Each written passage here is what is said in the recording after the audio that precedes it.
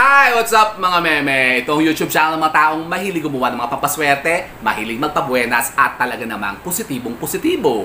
It's me, Rico Mori, and welcome back to my channel! At ngayong araw pong ito ha mga meme, nako ito, mayroon naman po tayong pagmamaritisan at pagkukwentuhan ha mga meme na isang napaka-trending na topic ngayon na talaga namang pinag-uusapan ngayon ha mga meme sa SOCMED. Nako, ano yan? Yun na nga po ha mga meme, napanood nyo na ba? Yung video po ha mga meme nung couple na nag-vote in. Nako, at nag-lock in po yung kanilang mga monenay at yung pototoy nila. Silang dalawa ha mga meme. Nako, si Mario Joseph nakakaawa ha. Nag-lock in sila, hindi natanggal. Nako, tapos ayun na nga. Nakot on the act sila, nakot on camera pa. Nako, at ngayon po pinagpipistahan po ngayon sa social media. Naku, nakakaawa naman. Kasi alam niyo po ba ha mga meme, na yun po isang uri po ng karunungang itim o black magic na maaari pong gawin po sa inyo ng mga taong may kakayanan at karunungan sa mga ganyang gawain. Naku, kaya kayo po mag-ingat-ingat ha mga meme, yung mga mahilig po dyan mga magpakabit-kabit, yung mahilig dyan magpa-change oil lagi, baka kayo maabatan ng ganyan ha mga meme. Mario Joseph, nakakatakot. Huh? Kaya kung gusto niyo pong malaman kung ano pong masasabing usapin tungkol po dito sa ating topic na ito, ay panoorin nyo lamang po ang video kong ito. Naku, napaka-interesting nito ha mga meme. Panoorin nyo ito hanggang dulo.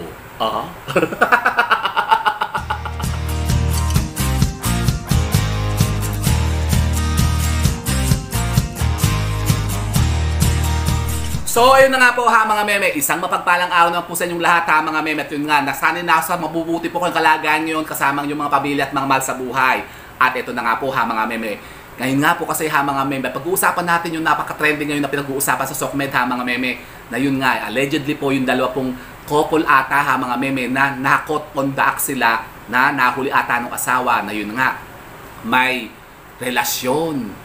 Nako, yan nga, yung mahilig magpakabit-kabit, yung mga mahilig sa mistress, number 2. Yan, kirida, relasyon. Nako, mo kumateri-teri. So, sorry, Joseph. Kasi yun nga po ha, mga meme, yung story nga po nung dalawang yon, yung nag-lock in po sila ha, mga meme, na alam nyo po ba, yan po ay isang klase po ng karunungang itim o black magic na maaring gawin po sa inyo ng mga tao po na may kaalaman dyan sa mga ganyang gawain. Yan, at yan po ha mga meme ay yung tinatawag na tiniwil. Tiniwil? Opo ha mga meme. Yan, tiniwil o yum-yum. Nakos, Mario Joseph. Yan po kasi ha mga meme, sa Bisaya po ang tawag dyan ay yum-yum. Nako. Yan po kasi ha mga meme ay isang form po ng sumpa o parang curse ha mga meme na maaring gawin sa inyo kapag kayo po ha mga meme yun na nga, may mga kabit-kabit. Nako, yung mga mahilig mga kabit-kabit dyan, nako, yan po maaaring mangyari sa inyo ha mga meme. At yan po ha mga meme kasi ay may ginagawang orasyon ha mga meme at may ginagamit silang mga kasangkapan. Ano yan? Yun na nga po ha mga meme, talagang nagte-trending din ngayon ha mga meme na usap-usapan na kasalanan daw po dito ha mga meme kung bakit daw nagkaganon yung dalawa. Yun nga, yung mga pawikan. Pawikan. Ako, nadami pa yung mga pawikan. Opo ha mga meme kasi alam niyo po ba, sabi ng mga may kaalaman at may karunungan ha mga meme sa mga ganyang gawain, batay po sa mga na-research po natin, yan daw po pala ha mga meme, yung ganyang parang ritual o orasyon na ganyan ha mga meme, isinasagawa po ha mga meme sa paggamit po ng isang sangkap na kinukuha po sa pawikan. Alam niyo yung pawikan, yung pagong, yung malaking pagong, yung pawikan. Nakos, Mario Joseph, ano man yun? Yun na nga po ha mga meme, yun po ay ang ginagamit nila doon, yung pong ari po ng pawikan. Yung pong barakong pawikan ha mga meme. Kukunin nyo daw po yung ari ng pawikan, tapos yan daw po ha mga meme, patutuyuin po ninyo at didikdikin po ninyo. At yan daw po ha mga meme ay ibababad nyo sa langis at yan po ang ipapahid nyo po sa damit o yung mga underwear po ng mga tao na gagamutin po ninyo. Opo ha mga meme, yun po yun. At ang tawag nga po dyan ha mga meme tiniwil o yum-yum. Nako, may mga ganyan pong nangyayari dito sa atin ha mga meme. Pero yung atang video na yan, yung napanood natin sa mga social media na yan, na nagkalat ngayon ha mga meme, viral talaga ngayon. Parang sa ibang bansa daw ata yan parang Indonesia ata yung mga gumawa ata noon. Sa Indonesia kasi iba yung salita Pero alam niyo po ba mga meme, na meron din po yan dito sa atin, may mga kwento din po ganyan sa atin, kaya lang hindi po lang nagiging viral, hindi lang na kumbaga napipicture sa social media. Pero meron na talagang ganyan ha mga meme, kahit nung mga unang panahon pa. Kasi nga po ha mga meme, isang matandang ano yan eh, parang black magic o karunungang itim na talagang nag-i-exist talaga ha mga meme sa paggamit nga po nun yan, yung orasyon na yan na ginagamitan nga po nung yun nga, yung ari ng pawikan. Pero yan po ha mga meme, hindi basta-basta pwedeng isagawa nung walang kaalaman. Kasi yan po ha mga meme, may kaakibat ng orasyon na idinadasal dyan ha mga meme. Nako, at tayo nga ha mga meme, eto, yung ating isang kaibigan po ha mga meme na yun nga may mga kaalaman sa ganyan, eto, ino-offer nga sa atin yung orasyon, yung dasal. Sabi, seryoso po, ayoko. Sabi, oh meme, baka gusto mo yung dasal to, ibibigay ko sa'yo, sabi ganyan. Yun daw po dasal noon, halimbawa kasi, orasyonan nyo kasi yung ano eh, yung pong langis, yung pong ano, yung ari nung pawikan, na patutuyuin nyo, tapos didikdikin nyo po yun, tapos ibababa nyo dun sa langis, tapos yan daw po ha mga meme, uurasyonan po ninyo ng siyam na Biyernes. Naku, parang handa na, parang didibusyonan din. Opo, may ganun po yun ha mga meme. Kakargahan nyo po kasi yan ha mga meme ng orasyon bago nyo maisagawa yan ha mga meme. At yun na nga, meron tayong dasal niyan ha mga meme. Pero hindi ko po ibibigay sa inyo ha mga meme, kahit kahit tanungin niyo ako kung ano yung dasal na yan. Ako hindi ko ibibigay sa inyo yan ha mga meme, kasi yan po ha mga meme, bad. Sa kaliwa po yan ha mga meme, kasi nakakaawa naman po ha mga meme yung taong yan, ganyan, madidisgrasya po ha mga meme. Kasi kung halimbawa sila naman po ha mga meme, may mga nagawa pong kasalanan, yun na nga, yung mga mahilig magpakabit-kabit ng ganyan. Bakit natin sila pahurusahan ng ganyan, di ba? Nakakaawa naman, pwede sila kasi mamatay ha mga meme. Tingnan nyo yung nangyari dun nga sa anong yun, nahuling yun, namatay daw ata yun eh. Opo, nakakaawa ha mga meme. Kaya lang syempre, kailangan din nila siguro pagbayaran yung kasalanan nila. Tapos mga Muslim pa sila mga meme, di ba? Sa kanila second ata yung ganyan. Pag lalo-lalo na po ha mga meme, kapag gumagawa ng ganyan, yung pangalon niya yung babae. Ako, parang walang kapatawaran niya sa kanila eh. Dito rin po sa atin ha mga meme, may mga nangyayaring ganyan. Pero alam niyo po ba ha mga meme, na meron naman pong pangontra dyan. O gusto niyo malaman kung ano yan? O tanungin niyo ako, sasabihin ko sa inyo. Nako, kasi sabi po ha mga meme ng mga kilala natin na may mga karunungan at kaalaman tungkol dyan, ang mabisa daw pong pangontra pala dyan ha mga meme, yan daw po pala ay dapat, yung pag kami ng ganyan na, halimbawa nahuli nyo ng ganyan, nakita nyo no, humingi ng tulong sa inyo, tapos iyon na nga, nakita nyo ng ganyan na nag-lock in na, yan daw po pala ha mga meme, may pinaiinom pala dyan, may ginagawa dyan ha mga meme. Yun daw pong tubig na galing doon sa puno ng saging, di ba titibain nyo yan? Yan po kasi ha mga meme, ang puno po ng saging, pag tiniba nyo yan, meron para yung liquid dyan o juice na lalabas. Iintayin nyo lang po siya ng overnight, tapos makukuha nyo po yung tubig na yon na aago sa kanya o kakata sa kanya ha mga meme, doon po sa puno ng saging. At yan daw po ha mga meme, ang ipaiinom nyo doon sa dalawang yon. Doon sa dalawang nag-lock-in na nga gano'n ha mga meme. Nag-lock-in talaga. Opo, no, yun na nga, nakita yun na nga na nag-lock-in yung munene nila tsaka yung pototoy nila. Yun daw po ang gamot dyan ha mga meme. Pero ang mabisa daw po talagang pangontra dyan ha mga meme, yun din pong gumawa niyan. Yung sila din po makakagamot yan kasi ha mga meme, kasi sila po ang magtatanggal naman po ng sumpa o yung orasyon na ipinataw sa kanila. Talaga palang meron ganun. Opo ha mga meme, yun nga tawag dyan po ay tiniwil o yum-yum. Ako sa Bisaya po ha mga meme, parang yum-yum, tawag lang dyan yum-yum, parang isang uri po yan. Yan, parang mga sinasabi mga, opo ha mga meme, kasi po ha mga meme, parang isang form po yan ng kulam. Black magic baga o karunungang itim ha mga meme. Yan, katulad din po ng mga barang, yung mga gaway, gahoy, yung paktol, di ba, yung mga palipad hangin, usog, barang, di ba? Yan po ha mga meme, isang form din po yan ng kulam. Iba lang po yung tawag. Yan naman po kasi ha mga meme, ginagamit po kasi dyan, ayun na nga, yun daw pong ari ng pawikan na ikukuskus nyo lamang po sa damit nila o sa balat po ng tao na yun na nga, titiwilin nyo. Nako, kaya sa pagsabi, titiwilin kita pag hindi ka tumigil sa pangangabit mo. Ako, seryoso. Kaya lang nakakaawa naman ha mga meme, yung gagawa nyo ng ganun. Talagang kasi ha mga meme, lalong-lalo na pagkaya daw po ha mga meme, yung langis na yan na pinagbabarat po nung ari ng pawikan ay napainom nyo sa kanila, yung sa dalawang yon.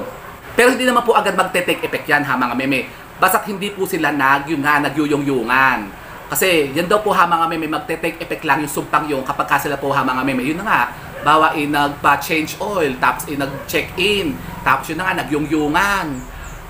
Yun, doon sila magla-lock-in ha mga meme. Tapos may nagtanong naman sa atin na, paano daw halimbawa kung ginawa mo daw yung ritual, nilagyan mo daw yung halimbawa yung underwear, yung panty o yung brief nung yung asawa nyo. Tapos nag-date sila, pero hindi naman natuloy, hindi naman talaga kumbaga nag-sex, hindi sila nag-check-in. Paano pag umuwi daw sa bahay tapos sa'yo daw tinuloy, ikaw nakipag-sex sa asawa mismo, kayo ba daw maglalakin? Hindi po. Kasi yan po mga meme, may intensyon, may orasyon po kasi yan mga meme. Hindi basta-basta yan ipapahid mo lang sa mga damit nila. Kasi yung iba daw po mga meme, pinaiinom pa nga. At yan po ang pinakamabisa sa lahat mga meme, kapag kahit po yung napainom po ninyo doon sa dalawang yan. O kahit sa asawa nyo lang po mga meme, sa asawang lalaki o sa asawang babae, hahalo nyo sa iinumin niyang drinks. Nako, paglabas niyan at syempre nakipagyungyungan sa iba, tsak na tsak, hindi na siya makakawala. Nako, tego or siya. Nakakaawa. Opo, pwede rin po yung mga meme ipahid sa buhok. Sa buhok o sa mga damit. Doon sa mas mismo nga doon sa underwear. Nako, yan ay talagang tsak na tsak mangyayari yan. Kasi di ba mga meme ang mga pawikan kapag sila po mga meme nagko-copulate, nagse-sex ang mga pawikan, di ba pagka sila yung nagre-reproduce, di ba nagse-sex ang mga pawikan. Tumatagal po kasi yan mga meme ng 1 buwan. Matagal silang maghiwalay.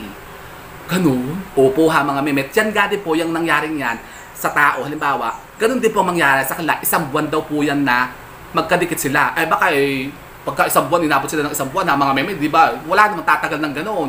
Siyempre, madidehydrate yung mga yan. Di makakaihi. O paano ka? Naku, si Mario Joseph. Tapos yun na nga nangyari dyan sa video na yan, sa viral video. Nakita nyo, di ba, sumuka na siya. Sumuka yung babae, yung girl. Di ba, nakita sa video ayoko lang bangitin subuka talaga siyang tapos may lumabas na doon sa ari niya, di ba, may lumabas na something. Naku, panoorin nyo. Pero pinatanggal na ata yan ng Facebook, tinatanggal na yan Kaya lahat po nung mga nag-content niyan, yung viral video na yan, akala nyo naka-jackpot kayo dyan. Walang monetization yan. Kasi lahat po nung gumamit niya na mga meme, na-plug content. $0 ang kanilang dyan, insight. Wala, kahit umabot pa yan ng, meron ako nakita na parang 12 million, 5.5 million, 4.2 million yung views. Ginamit lang kasi shiner ng shiner. Ako po, shiner ko rin, pero picture lang nilagay ko picture lang. Alam nyo, ilang minutes lang, na-plug content agad ako, let's. Kaya binura ko agad, delete ko agad. Kaya sabi ko sa mga vlogger na kilala ko, tanggalin nyo, i-delete nyo yan kasi mapa-plug content kayo, violation yan. Lalong-lalo na, ako picture lang yung nilagay ko picture lang na, nilagay ko lang yung parang teaser lang na yung kamandag ng tiniwil, yan, bagsik ng yung ari ng pawikan, yun lang nilagay ko, walang video, picture lang. Na-plug content ako, pinlag content ako ni Meta, Kaya ngayon siguro yung mga nag-content niyan na nag-viral, na ang daming views ako. Wala kayong kikitain dyan. Sorry, na-prank kayo ni ni Mamita. Sorry, Joseph. Nako, delete nyo na yan. Kasi alam nyo, nakakaawa naman doon sa dalawa na pinagpiestahan sila ng mga vloggers, ng mga content creators. Shiner ng shiner. Pero yan po, ito naman pong ating for educational purposes lang naman po ito mga mentong video natin. Kasi sa scientific naman po, explanation naman daw po ng mga expert. Yan daw po kasi mga meme, parang isang form po yan ng vaginal captivus o yung vaginimus. Vaginimus yung, vaginimus yan kasi niresearch ko talaga mga meme yun. Involuntary vaginal lock-in, yung are nung dalawa, nung babae. Kasi nangyayari sa babae pagka halimbawa parang siya, yung ang naging cause niya kasi yung yung anxiety, ganyan. Tapos pagka may trauma siya, yung babae, bawa dati siyang nakaranas ng yung abuse, sexual abuse, ganyan. Tapos, kailangan daw kasi, ang gamot lang daw kasi dyan, sa medical term naman po mga meme, i-relax, kailangan ka lang mag-relax, at yan po, mawawala din yan in minutes, mga 3 minutes lang po, ganun.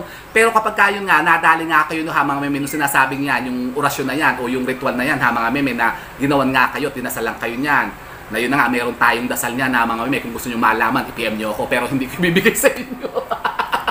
Kasi nakakatakot mga meme. Ayoko mag-share ng ganyan. Pero alam ko po yun mga meme. Yung dasal niyan, yung orasyon. Bibigay ko sa inyo. Kung makakahagila po kayo nung ari ng pawikan. Pero wag nyo nang gawin mga meme, masama. Kasi may balik din po yan sa inyo mga meme. Kasi kapag ginawa nyo yan, diba, sa mga girlfriend nyo, boyfriend nyo, asawa nyo mga meme, hayaan nyo na. Kung sila nangangabit tayo na sa inyo, ipabayaan nyo, di maghiwalay na lang, di ba? Para mag-quits na lang. Hayaan nyo na. Sumama na siya doon sa kabit niya. O di single kayo, o di ba? Mas masarap ata maging single, no? Opo ha mga meme, kaya mag-ingat po kayo doon sa mga hihilig po dyan na magpa-change oil at yung may mga extracurricular activities dyan ha mga meme. Nako, baka kayo po ha mga meme, tiwilin ng mga asawa nyo. Nakakatakot yan. Nako, maglalak-in yan ha mga meme. At syempre, bisa kayo masaya sa buhay nyo, mapapahiya pa kayo ha mga meme. Kasi kahihiyan nyo yan. Kasi talagang hindi talaga kayo magkakalas dalawa. Kahit kayo dalhin sa ospital, hindi makakalas yan ha mga meme. Yun na nga po ha mga meme, at baaring yan po ha mga meme ang maging dahilan ng inyo pong pagka-tegoers mga meme. Nako, kaya kayo po ha mga meme, magbago na. Magbago na kayo. Mag-isip-isip kayo ha mga meme, para hindi masira ang mga pamilya po ninyo. Tigilan nyo po ha mga meme ang pangangabit. So yun po ha mga meme, kung kayo po yung mga katanungan patungkol po dito sa ating topic na ito ha mga meme, pwede po kayo magtanong dyan. At kung gusto nyo pong malaman kung ano po yung sinasabing orasyon na yan ha mga meme, na pwede nyo pong gamitin dyan sa pangtitiwil ng mga asawa po ninyo, tanungin nyo po ako. Pero hindi ko po sasabihin na mga meme, nako. Hindi ko siya sa inyo ha mga meme, kasi baka may mapahamak ha mga meme. Nako, wag naman. Kawawa naman sila ha mga meme kapag tiniwil nyo. So yun po ha mga meme, sana po may napulot ng mga bagong idea at kalaman sa pagkontra naman sa mga sinasabing mga kamalasan na yan. And with that mga meme, keep safe and God bless. Thank you for watching. And don't forget to subscribe my channel. I know you like it. And don't forget to brush your teeth. Bye mga meme. Kaya mag-ingat kayo ha mga meme, baka kayo tiwilin ng mga asawa nyo. Nako, mayum-yum kayo dyan.